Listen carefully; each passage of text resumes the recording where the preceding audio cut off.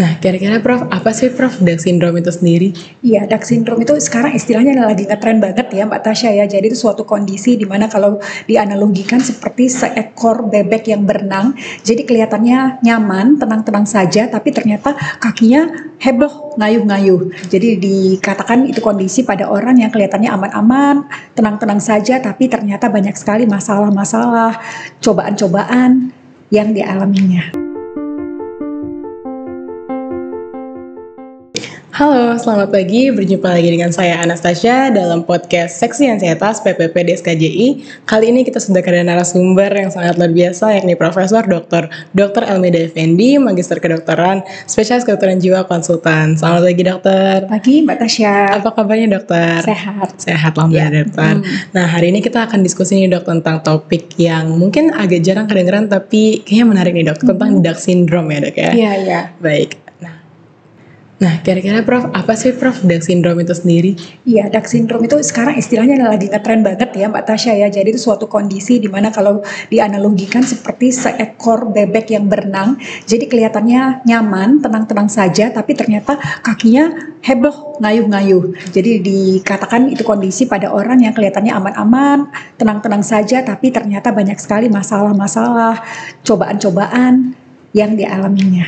Oke, kira-kira penyebabnya atau gejala yang biasa ditimbulkan dari Down syndrome ini seperti apa sih, Prof? Jadi gejala-gejala tidak khas ya. Jadi kalau kita lihat orangnya bagus-bagus aja, tetap oke, tapi kadang-kadang karena dia prepare atau mempersiapkan sesuatu segala-galanya terbaik, capek kerja kerasnya, sehingga kadang-kadang sepertinya dia bisa nantinya jadi sulit tidur, kemudian rasa tidak enak, nggak nyaman, kadang-kadang seperti gejala-gejala kecemasan, itu yang bisa dialami juga.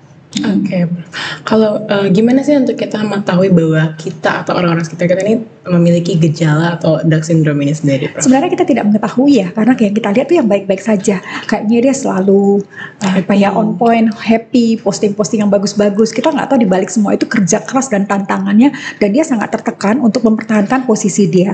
Jadi biasanya yang mengalami Down syndrome ini orang-orang yang katakanlah mungkin perfeksionis atau juga standar pencapaiannya tinggi. Dari sekolah mungkin dia selalu menjadi bintang kelas, kemudian jadi idola. Jadi dia tetap akan mempertahankan standar-standar tertentu dan dia akan menunjukkannya padahal dia udah mati-matian ya. Dan orang nggak tahu. Sebenarnya ini bukan gangguan ya, tapi sebenarnya kita tidak tahu apa yang kita lihat. Banyak usaha keras dan banyak hambatan, tantangan, tapi dia tetap berusaha, I'm okay. Seperti itu.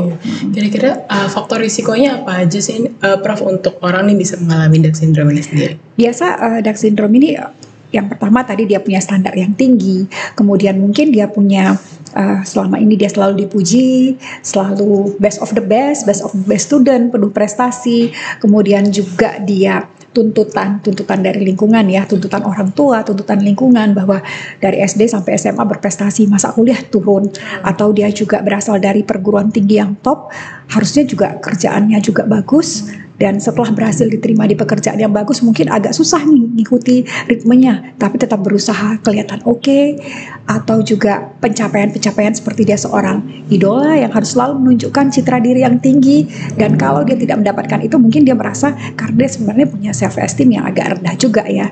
Jadi butuh validasi juga ya, validasi dari orang-orang sekitar. Tapi biasa atau ekspektasi dari sekitar yang berlebihan itu juga membuat orang cenderung untuk jadi Down syndrome. Oke, Prof. Apakah orang yang dengan Down syndrome ini berisiko untuk mengalami masalah mental tertentu nih, Prof, seperti misalnya depresi ataupun kecemasan?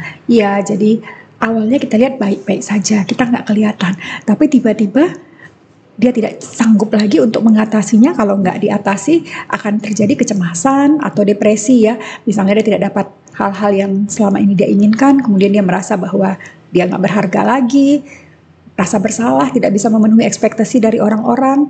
Nah, mulailah gejala-gejala depresinya muncul, dan tentunya itu mungkin butuh pengobatan ya, dan itu menjadi gangguan. Kalau tadi Down syndrome sekali lagi belum dimasukkan sebagai mental disorder ya, jadi itu hanya perilaku yang sering, keadaan kondisi yang sering kita jumpai saja. Oke, Prof. Nah, jadi kira-kira kapan nih, Prof, kalau misalnya seseorang dengan kondisi atau gejala Down syndrome ini untuk mencari pertolongan ke profesional? Ya, tergantung dari kita. Ada yang lebih suka prevention ya, lebih senang mencegah daripada mengobati. Jadi mungkin dia boleh ke profesional untuk ngomong-ngomong aja. Karena kalau ngomong-ngomong dengan temen kan gengsi ya, gengsi kayaknya gue ini on point banget, bagus sekali. Tapi kenapa ternyata banyak. Mungkin dengan bercerita saja dia bisa sedikit plong, kemudian dia bisa lebih nyaman. Itu yang pertama ya, jadi lebih bagus kalau kita mencegah. Tidak harus ke profesional juga, mungkin ada teman yang kita percaya, boleh-boleh aja orang terdekat kita cerita boleh.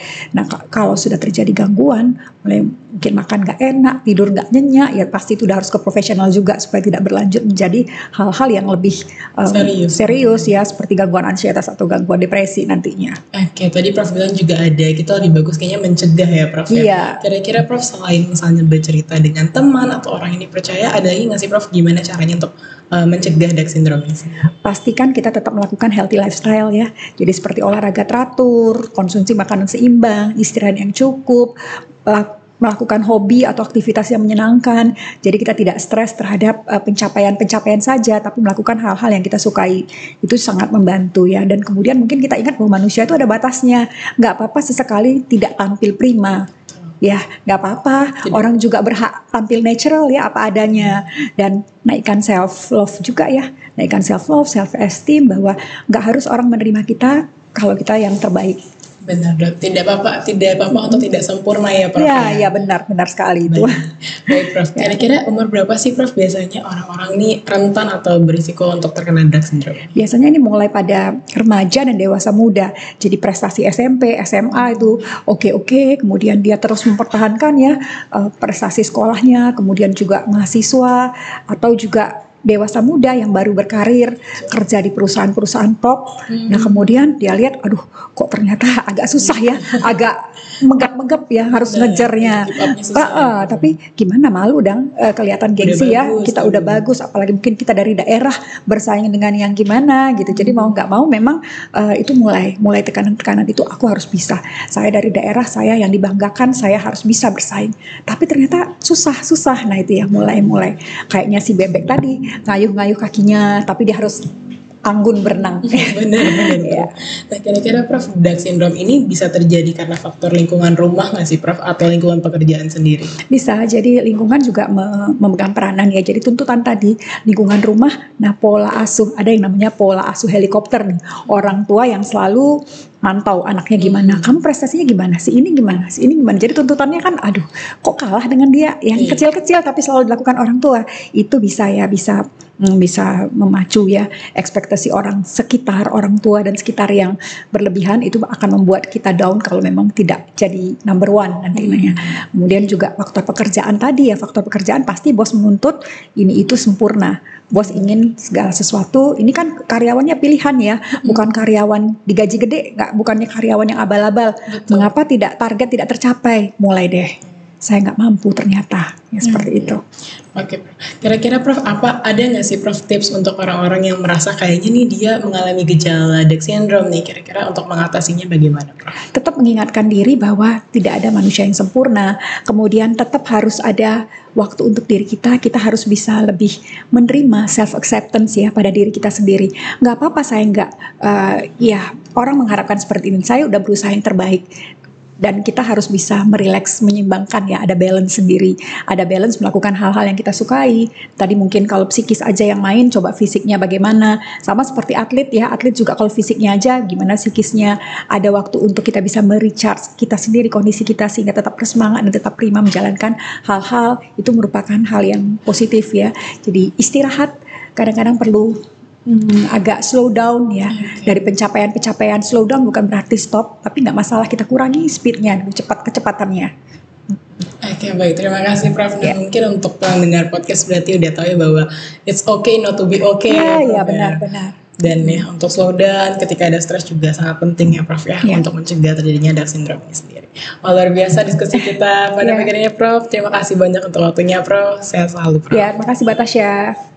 Wah, luar biasa sekali ya bincang kita hari ini Prof. Nah mungkin jika ada penonton podcast kita yang mau berkonsultasi dengan Prof, kira-kira bisa kemana nih Prof? Saya di Rumah Sakit USU Batasya, Senin sampai Jumat. Baik, nah teman-teman bisa ya kalau mau berkonsultasi dengan Prof, itu tempatnya di RSUSU ya. Nah semoga bincang hari ini bermanfaat ya Prof buat teman-teman yang menonton. Tiada kesehatan tanpa kesehatan jiwa. Salam sejahtera, salam sehat jiwa. Terima kasih.